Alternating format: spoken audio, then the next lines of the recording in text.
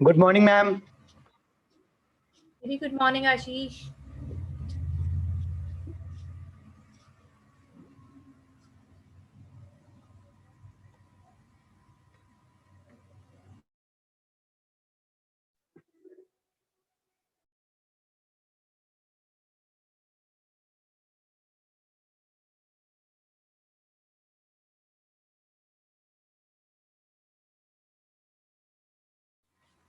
Hello.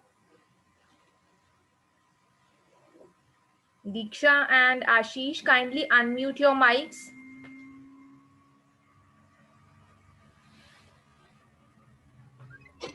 Anji, ma'am. Am I audible? Yes, ma'am. Okay, Diksha. Yes, ma'am. Okay. So how was your midterm exam? Ma'am ठीक हुए. ठीक हुआ?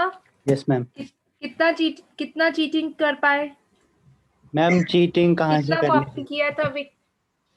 Cheating Wikipedia से करनी थी बेटा, और कहाँ से करनी थी? आपको नहीं नहीं पता था मैम, कहाँ से करनी है चीटिंग? नहीं मैम, मैं नहीं करता चीटिंग. जितना आ गया उतना लिख दिया मैंने, बाकी नहीं लिखा. पक्का? डेफिनेशन सुन लूं जो पेपर में लिखी थी? यस मैम, सुन लो. हाँ जी दीक्षा, कितना कितना अच्छा हुआ था बेटा पेपर? ठीक हुआ था? कितना चीटिंग किया था? मैम जी किसका अब तो पेपर भी हो चुका है, रिजल्ट भी आ चुका है, अब तो कोई फर्क नहीं पड़ता even if you reveal. Guys, this is for you people. You guys are cheating. That is मुंह बंद कर. vivid from your answer sheet. ठीक है, because I have not taught you, and it is very clear that whoever students have copied from the first link on the Google, the language is very clear, and you students even do not have bothered to change the wrong spellings, जिसने कि reveal कर दिया है कि किस बच्चे ने अच्छे से cheating नहीं करी है. ठीक है, this was a mid term exam. आपको चीटिंग करने का मौका मिल गया है, but it is quite possible that during the next final examinations of your semester there will be systems जहां पर आप चीटिंग नहीं कर पाओगे. मैं आपको इसलिए बता रही हूँ कि आप ये मत सोचना कि ऑनलाइन हमेशा ऐसे ही रहेगा. This is for you guys to practice कि कैसे आपको फिक्स टाइम में you have to appear for the exam, so that आपको पता चले कि वहां चीटिंग करने का मौका जब नहीं मिलेगा तो पेपर में कैसा और कितनी देर में लिखना है. So it is better for you guys only that do not cheat and attempt what you know, ताकि आपकी अगले एग्जाम के लिए अच्छे से प्रिपरेशन हो. ठीक है जी, दीक्षा आशीष क्लियर है? Yes ma'am. चलो, your result has been published and you can see your result on Fetina. Okay, So ma'am. in the last lecture we started off with our unit chromatography, right? हमने last lecture में chromatography से start किया था. Unmute your mic, guys. Don't mute your mics again and again. Keep them on unmute. Ashish unmute. हाँ जी, दीक्षा last lecture लगाया था तो कौन सी यूनिट स्टार्ट करी थी बेटे? मैम मैं लास्ट लेक्चर में नहीं थी. नहीं थे? आशीष आप बताओ.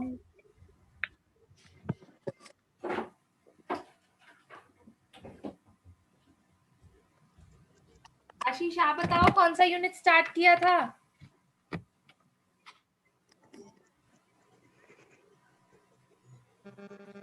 लास्ट लेक्चर में नहीं थे, इसमें तो हो. अभी तो मैंने बोला है कि क्रोमैटोग्राफी स्टार्ट किया था हमने. Be attentive. Okay, hello, am I audible?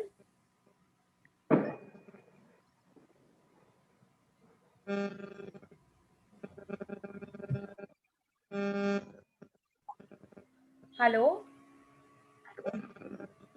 Ashish and Diksha, अब आ रही है बच्चे आवाज?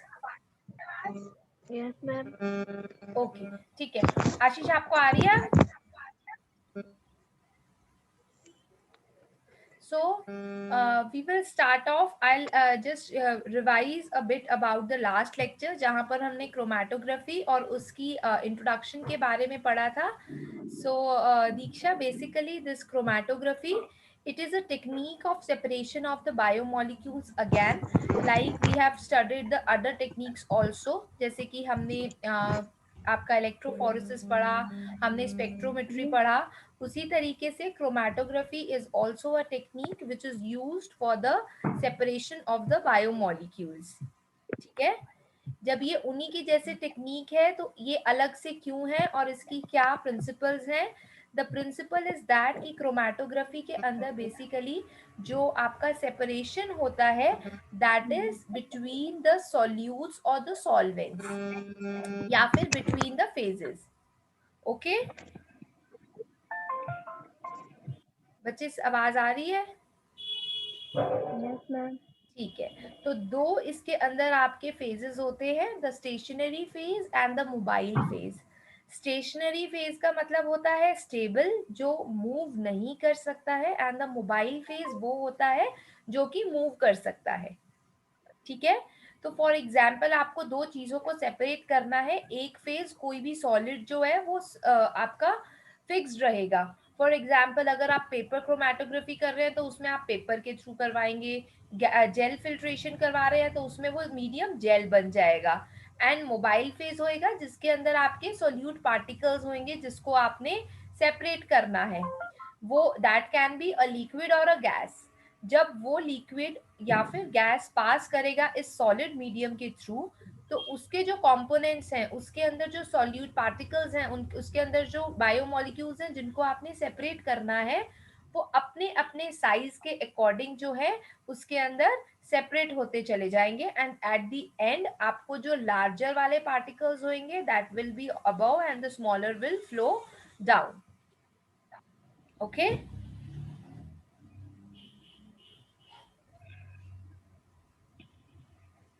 हाँ जी, ठीक है, क्लियर है यहाँ तक दीक्षा, आशीष? Yes, ma'am. ठीक है, प्रिंसिपल पता चल गया. Yes, ma'am. So it is a method of isolating and purifying the different components of the mixture. ठीक है. Now हमने क्रोमैटोग्राफी पढ़ी थी कि on the basis of the method of separation, chromatography को हम लोग डिवाइड कर सकते हैं on the basis of the adsorption chromatography and the gel chromatography. Fine. अब हमने स्टार्ट करना है, we will start off with the next topic, that is paper chromatography. Okay. Rajni, unmute your mic. Nobody will mute the mics.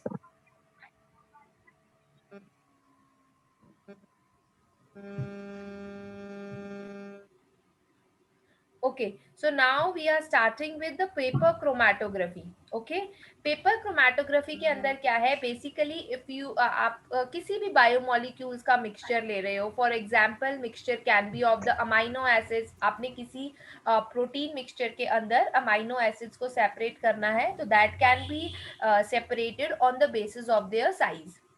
अब हर एक amino acid की अपनी physical properties हैं और अलग अलग साइज हैं. ठीक है, इसी तरीके से अगर आप किसी फॉर एग्जांपल ड्रग्स को सेपरेट करना चाहते हैं, कोई दवाई है उसके अंदर बहुत सारे ड्रग्स मिले हुए हैं and you want to separate those components, उसके लिए भी आप क्रोमैटोग्राफी यूज कर सकते हैं.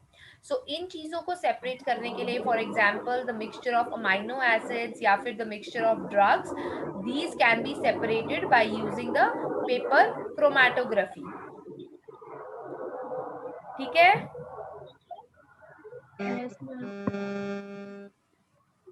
Rajni, are you there in the class? What about you, Ashish?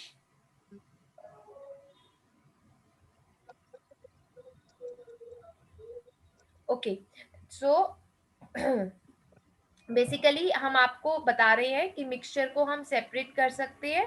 ठीक है, इसके बाद क्या होता है, जो आपकी पेपर क्रोमैटोग्राफी होती है बच्चे, इसके अंदर जो आपका स्टेशनरी फेज रहेगा, stationary phase means the one which is fixed, जिसको आप मूव नहीं करेंगे, इसके अंदर क्या रहेगा आपका, that will be the aqueous phase.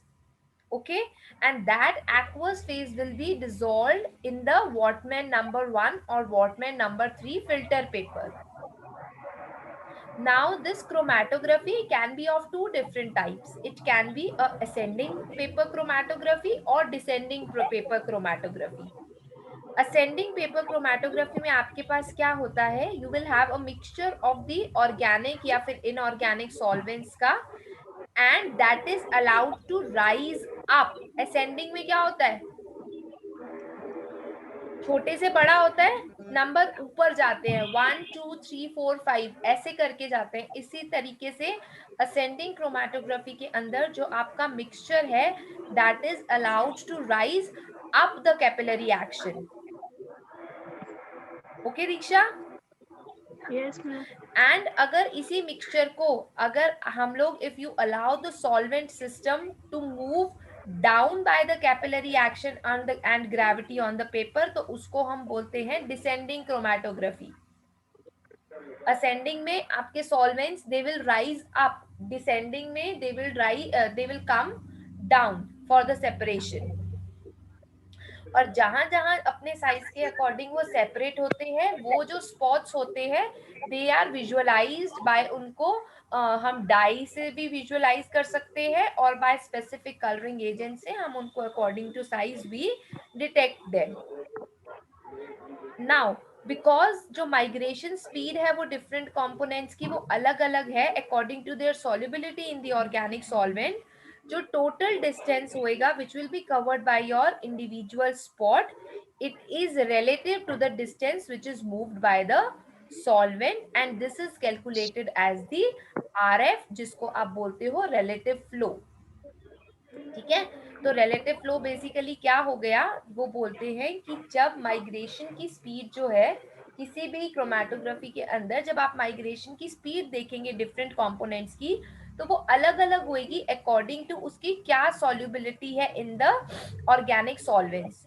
तो जो टोटल डिस्टेंस होएगा which will be covered by the individual spots, it will be relative to the distance which is moved by the solvent, और उसको आप कैलकुलेट कर सकते हैं बाय द RF, जिसको बोला जाता है relative flow. This definition of RF is important from the exam point of view also. अब जो अमाइनो एसिड्स होते हैं या फिर दूसरे सब्सटेंसेस होते हैं, उनकी हर एक की अपनी यूनिक RF वैल्यूज होती है and they can be characterised bye there RF values. Okay, Yes, ma'am. आपके लेवल पे अगर आपको क्लिनिकल सिग्निफिकेंस से हम देखें कि पेपर क्रोमेटोग्राफी का क्या सिग्निफिकेंस है, तो पेपर क्रोमेटोग्राफी यूज होती है for the detection of the disease amino acidurias. जिन कंडीशंस में अमाइनो एसिडूरियाज है, जैसे फिनाइल कीटोन्यूरिया है या एल्केप्टाइनूरिया है, वहां पर पेपर क्रोमेटोग्राफी को यूज किया जाता है फॉर द डिटेक्शन। नाउ अभी पेपर क्रोमेटोग्राफी का थोड़ा सा समझ आया, बेसिक प्रिंसिपल क्या है, this is the basic principle, उसके अंदर क्या होता है पता चला पेपर क्रोमेटोग्राफी में क्या होता है। जो स्टेशनरी फेज है इट इज एक्वस। एक्वस का क्या मतलब होता है, what is the meaning of aqueous? मैंने बोला था कि स्टेशनरी फेज में एक्वस होएगा, what is aqueous? Water. Water. तो स्टेशन जो आपका पेपर क्रोमेटोग्राफी के अंदर सॉलिड फेज है, दैट सॉरी स्टेशनरी फेज है, दैट इज वाटर। और वो वाटर कहाँ पर हेल्ड होता है, कहाँ पर होता है water, that is held on a solid support of the filter paper. Filter paper आपका सेल्यूलोज भी हो सकता है, फिल्टर पेपर आपका वॉटमैन पेपर भी हो सकता है। ठीक है, और मोबाइल फेज कौन सा हो गया हमारा, मोबाइल फेज हो गया जो हम बात कर रहे हैं जिसके अंदर हमने अपने सॉल्वेंट्स का मिक्सचर लिया है, that will be your mobile phase. ठीक है जी, तो आपके जो मोबाइल फेज में जो मिक्सचर है सॉल्वेंट्स का या वाटर का या नॉन पोलर अमाइनो एसिड्स का या एसिड का या बेसिस का, उसको आप फ्लो डाउन करवा सकते हैं अपने सेल्यूलोज पेपर पर या फिर वॉटमैन पेपर पे, या फिर आप उसको राइज अप करा सकते हैं। अगर आप राइज अप कराने वाला एक्शन यूज करेंगे that will be your ascending chromatography, and if it will flow down that will be your descending chromatography. Fine. Yes, ma'am. हाँ जी, सो आपके पास क्या होता है यहाँ पर बेसिकली जो असेंडिंग क्रोमेटोग्राफी होती है उसके अंदर the paper is placed in a glass straw which contain the solvent which ascends up the solid support medium। आपके पास ऑलरेडी एक आपके पास इंस्ट्रूमेंट है जिसके अंदर आप अपने पेपर को जब लोड करते हो, पेपर को प्लेस करते हो, तो उसके अंदर पहले से सॉल्वेंट प्रेजेंट है। ठीक है, वो सॉल्वेंट क्या करता है, वो मिक्सचर को असेंड करवाता है up the solid support medium, and जो कंपोनेंट्स होते हैं, जो कंपोनेंट मिक्सचर के, they get separated by carried up with the solvent. और जो डिस्टेंस होता है हर एक कंपाउंड का, it moves depending upon it partition coefficient. ये हमने बात पहले भी करी है कि how it moves according to the partition coefficient. And then आता है आपका RF value which is an important term as per your exam point of view, and you should know what is the RF value. Now I am sharing the screen with you to show how the instrument of the paper chromatography looks. All of you can see the figure number 54.5b. Yes, ma'am. 54.5b, this is a paper chromatography instrument. जहां पर there is a ट्रॉफ, नीचे आपको एक liquid नजर आ रहा होगा, that is your solvent, और उसके अंदर पेपर को प्लेस कराया गया है। इस पेपर के ऊपर आपका क्या डला हुआ है, आपका सॉल्वेंट का मिक्सचर्स डला हुआ है, ठीक है। उस सॉल्वेंट को, मिक्सचर को आपके पेपर ने एब्जॉर्ब कर रखा है, तो वो आपको विजिबल नहीं है अभी। जब आपने इसको सॉल्वेंट के अंदर डाला है तो उन कंपोनेंट्स की सेपरेशन हो जाएगी इसी पेपर के ऊपर। when this paper will be exposed to any dye, तो वो जो आपकी spots होंगी that will become colored, and on the basis of those colors you will identify the separated individual components। जब कभी भी क्वेश्चन के अंदर इंस्ट्रूमेंट पूछा जाता है तो आप लोगों ने, इंस्ट्रूमेंट का मतलब होता है क्या क्या यूज हुआ है, इसके अंदर एक ट्रॉफ यूज हो रहा है, एक पेपर यूज हो रहा है, इलेक्ट्रिक करंट यूज हो रहा है कि नहीं हो रहा है, वो चीजें होती है इंस्ट्रूमेंट। आप इंस्ट्रूमेंट के अंदर कोई और ही स्टोरी लिख देते हो कि इसके इंस्ट्रूमेंट से क्या हो रहा है। इंस्ट्रूमेंट का यूज जो होता है that is under the procedure. जब आपसे पूछा गया है अबाउट द इंस्ट्रूमेंटेशन, तो आपने इंस्ट्रूमेंट के कंपोनेंट्स क्या क्या होते हैं वो बताने हैं, उनके बारे में लिखना है। क्लियर है?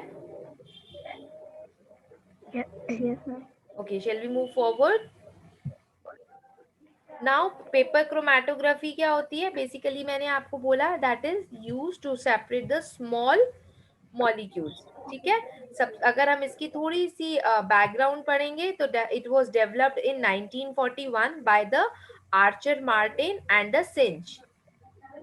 ओके, जो पेपर क्रोमेटोग्राफी होती है इट हैज मतलब उसके बाद भी बहुत सारे मॉडर्न टेक्निक्स यूज हुए हैं, लेकिन पेपर क्रोमेटोग्राफी की अपनी एक हिस्टोरिकल इम्पोर्टेंस है, बिकॉज इसका जो प्रिंसिपल्स है और इसकी में जो टेक्निक यूज होती है it is directly applicable to many of the modern techniques also. और यही रीजन है कि आज भी बाकी क्रोमेटोग्राफीज आने के बाद भी why paper chromatography is known, ठीक है। So it is known because जो प्रिंसिपल पेपर क्रोमेटोग्राफी फॉलो करती है that is also being followed by most of the modern day chromatography techniques.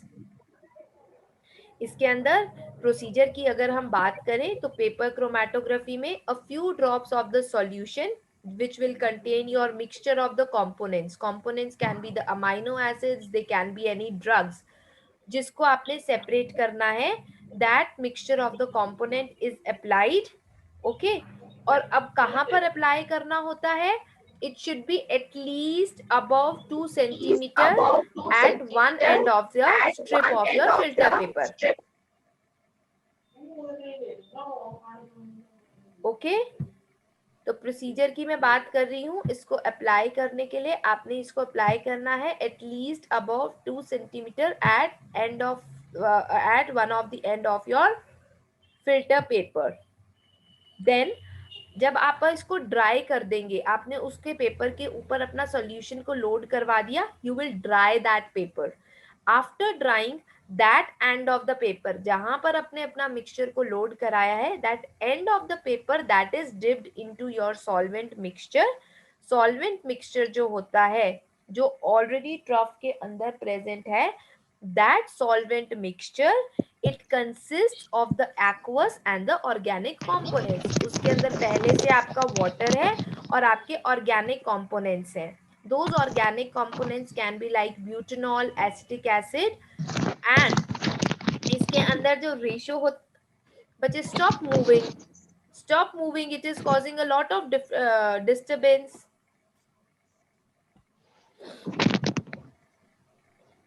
Rajni, बच्चे डिस्टर्बेंस हो रही है बहुत ज्यादा, स्टॉप मूविंग अराउंड।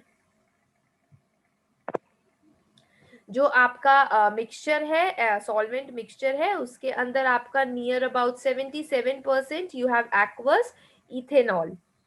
नाउ जो पेपर आपने डिप किया है, that paper should be in contact with your vapours of the solvent. अगर उसमें सॉल्वेंट के वेपर्स नहीं पहुंचेंगे then there will be no separation of the components. जो सॉल्वेंट जब सोक्ड पेपर होता है, ठीक है, that works on the basis of the capillary action, क्योंकि जो फाइब्रस नेचर होती है पेपर की, पेपर जो होता है वो फाइबर्स का बना होता है, तो उस फाइबर के अंदर द कैपिलरी एक्शन वर्क्स, और उस कैपिलरी एक्शन के बेसिस के ऊपर योर कंपोनेंट्स गेट सेपरेटेड। ठीक है जी, क्लियर है यहाँ तक प्रोसीजर कैसे होएगा सेपरेशन?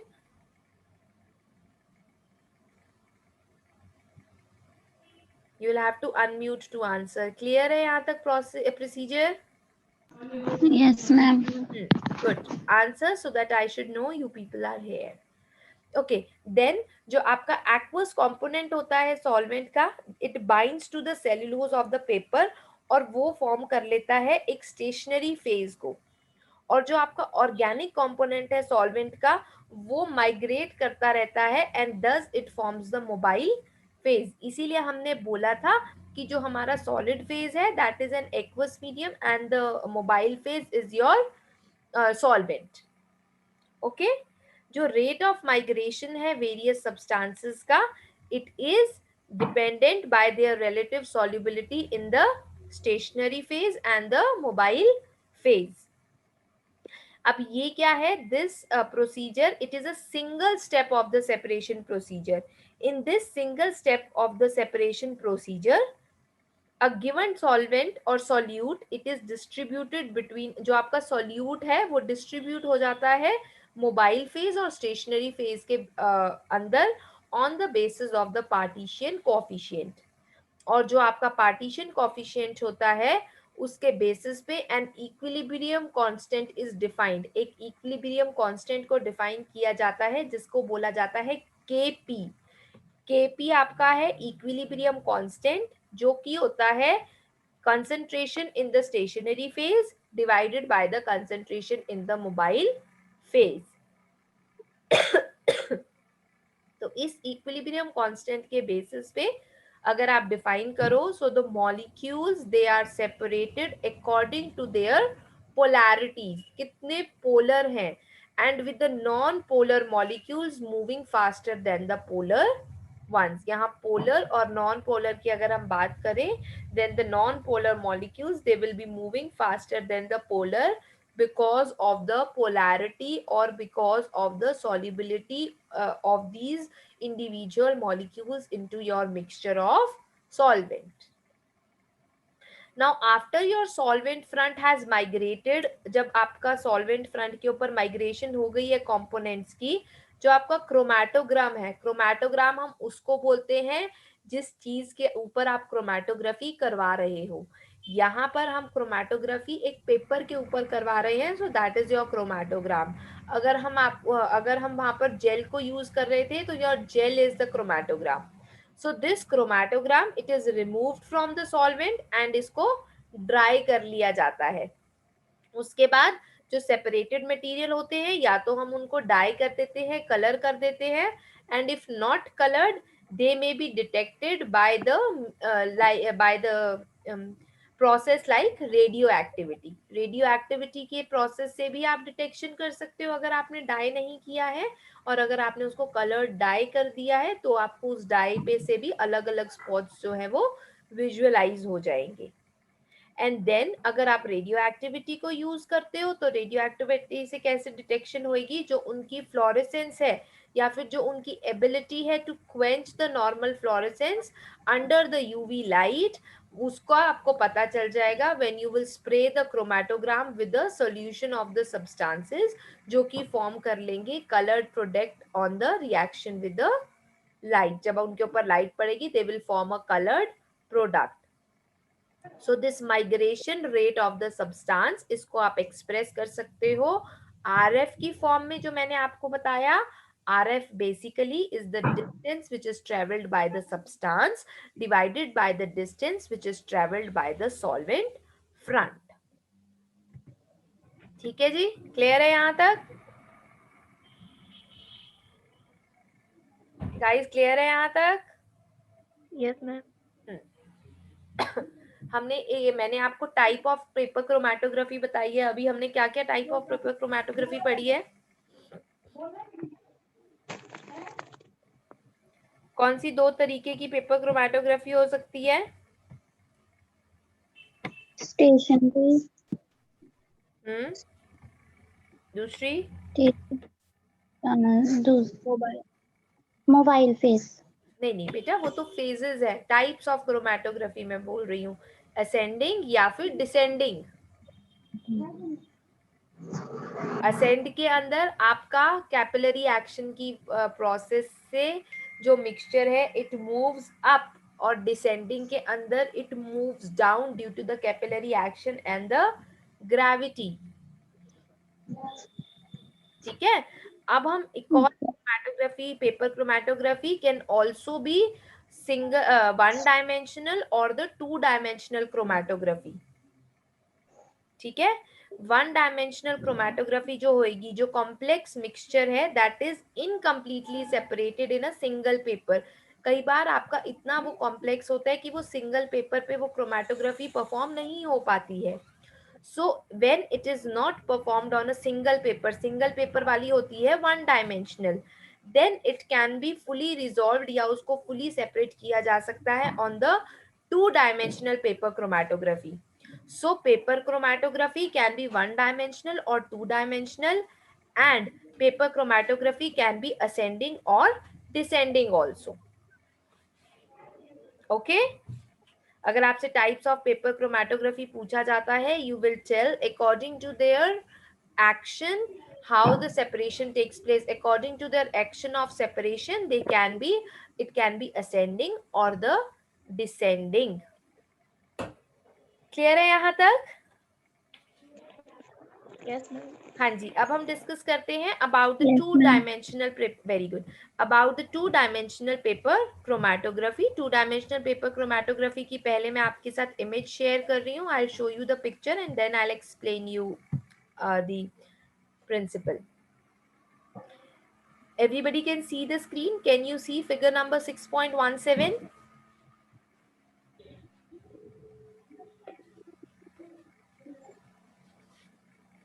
Visible है screen सभी no को? ma'am, नहीं है अभी? Okay, it might be because of the internet. I have shared the no, screen. It might be because of the internet. I have already shared. It will appear in few seconds.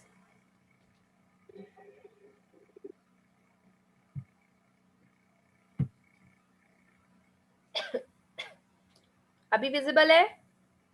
yes ma'am, Can you see figure 6.17? yes ma'am, हाँ, तो इसके ऊपर basically क्या दिया हुआ है आपको, एक पेपर दिखा रखा है जिसके अंदर पूरी पूरी स्कैटर्ड डॉट्स दिखाई हुई हैं आपको, है ना?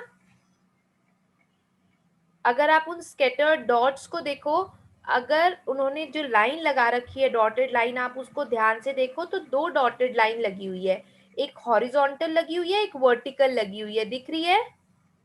yes ma'am, ठीक है, तो हॉरिजॉन्टल वाली मतलब हो गया एक एक्सिस और वर्टिकल वाला हो गया मतलब सेकंड एक्सिस। तो जो डॉट्स हैं वो नीचे की तरफ भी सेपरेट हुए हुए हैं और वो लेफ्ट टू राइट भी सेपरेट हुए हुए हैं। कहने का मतलब ये है कि वो अप टू डाउन भी आए हुए हैं और वो लेफ्ट टू राइट भी गए हुए हैं। ठीक है, अगर वो सिर्फ एक ही एक्सिस पे, अगर वो सिर्फ ऊपर से नीचे आते या वो सिर्फ लेफ्ट से राइट में जाते, that will be one dimensional chromatography. यहाँ पर they are moving up to down और down to up and also from left to right. तो दो एक्सिस के अराउंड आपकी क्रोमेटोग्राफी हो रही है। This chromatography is termed as the two dimensional chromatography. ठीक है जी, बेसिकली टू डायमेंशनल क्रोमेटोग्राफी के अंदर क्या होता है, जो आपका क्रोमेटोग्राम जो हम पहले से बात कर चुके हैं, उसके अंदर the sample is spotted on to one corner of the sheet. सिर्फ एक कॉर्नर पे, जहां आपने डायग्राम पे ओरिजिन लिखा देखा, आप सिर्फ उस पेपर के एक कोने पर आप अपने सैंपल को लोड कराते हैं।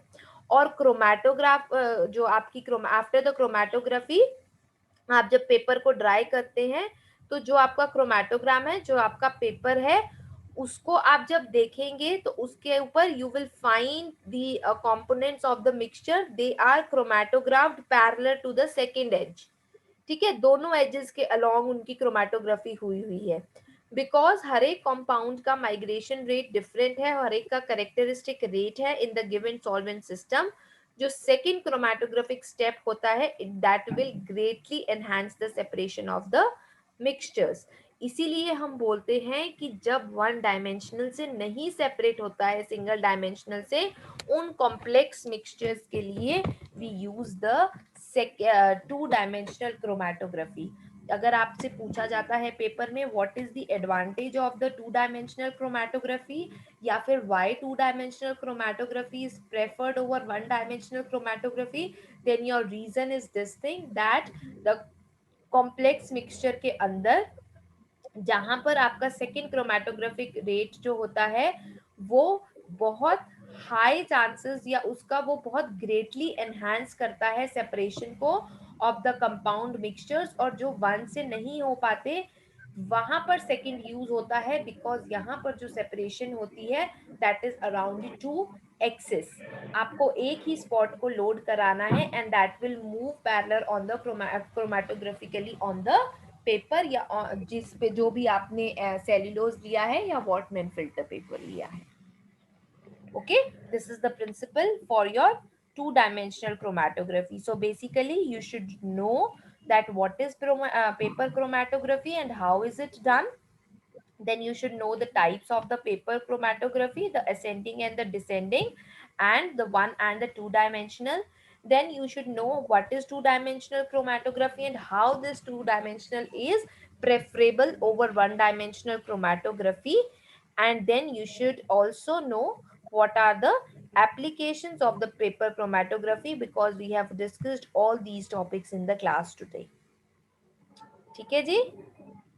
Anybody, any doubt, any questions you want to ask, any queries regarding the lecture? No, ma'am. किसी को कोई टॉपिक समझ ना आया हो? आरएफ वैल्यू क्या होती है? हमने एक आपका कोफिशिएंट पढ़ा है, उसकी वैल्यू क्या होती है, आरएफ को आप कैसे डिनोट करते हो, इक्विलिब्रियम कांस्टेंट को आप कैसे डिनोट करते हो, you should know these things. ठीक है? RF value is the distance traveled by the substance divided by the distance traveled by the solvent front, and your equilibrium constant is the concentration in the stationary phase divided by your concentration in the mobile phase, because जो आपके molecules होते हैं they are separated according to their polarities, और जो non polar molecules होते हैं they move faster than the polar ones. Okay, you should read this for this covering this paper chromatography topic. You can refer to the book Voigt and Voigt biochemistry की book है, which is available free of cost on the internet. आप इसको download कर सकते हैं and you can read about the paper chromatography from this book. या फिर आपकी दूसरी बुक है एम एन चटर्जी भी आपको फ्री ऑफ कॉस्ट इंटरनेट पे PDF अवेलेबल है। You can download the book and read the topic of chromatography from there. जिसको वहां से भी नहीं समझ में आता है, you can also refer to the JP text book of biochemistry for medical students है। इसका 6th एडिशन है, लेटेस्ट एडिशन जो आया है, आप इसमें से भी पढ़ सकते हैं, but the details which are given in JP are a little bit less as compared to MN Chatterjee and Voigt and Voigt. So exam point of view से अगर पढ़ना है तो यू शुड रीड जिसके अंदर पूरी डिटेल दी हुई है। ठीक है जी? क्लियर है सभी को? Any doubts, any questions you people want to ask? Yes, ma'am. हाँ जी, पूछो पूछो बच्चे, क्या पूछना है? मैम वो प्रेफर कैसे करती है? क्या बच्चे, दोबारा रिपीट करो प्लीज क्वेश्चन।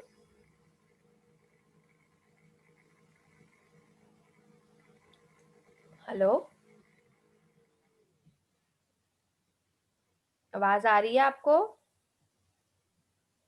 Yes ma'am. हाँ जी रजनी, क्वेश्चन रिपीट करो, क्या बोला बच्चे आपने? मैम जो आपने वो एप्लीकेशंस के पहले बोला था कि टू डायमेंशनल टू वाली जो डायमेंशनल, होती है वो क्यों प्रेफर्ड होती है वन डायमेंशनल से? हाँ जी मैम। हाँ, इसलिए होती है क्योंकि बेटा वन डायमेंशन में जो आपका सेपरेशन हो रहा है वो सिर्फ एक एक्सिस के अलोंग हो रहा है, ठीक है। तो अब अगर आपका जो मिक्सचर ऑफ कंपोनेंट है उस वो बहुत कॉम्प्लेक्स मिक्सचर है, तो उसके अंदर जब आपका वन डायमेंशनल क्रोमेटोग्राफी होएगा तो वो इनकम्प्लीट सेपरेशन होएगी, सभी मिक्सचर सभी कंपोनेंट्स की नहीं हो पाएगी, because that is a complex mixture, ठीक है। तो अगर एक चीज को आप एक ही सिर्फ एक जगह पर चला रहे हो तो उसकी सेपरेशन नहीं हो रही है। टू डायमेंशनल इज जिसके अंदर आपकी टू एक्सिस के अलोंग सेपरेशन हो रही है। Even if the mixture is complex, then आपके पास जो है सेपरेशन जो है वो दो तरीके से हो रहा है, असेंडिंग और डिसेंडिंग भी हो रहा है, ठीक है। That means up to down या डाउन टू अप भी हो रहा है और लेफ्ट टू राइट भी हो रहा है। तो वो जो मिक्सचर है आपका कॉम्प्लेक्स मिक्सचर है वो पूरी तरीके से सेपरेट हो जाता है by using the two dimensional chromatography, जो कि वन डायमेंशनल में इनकम्प्लीट रहता है,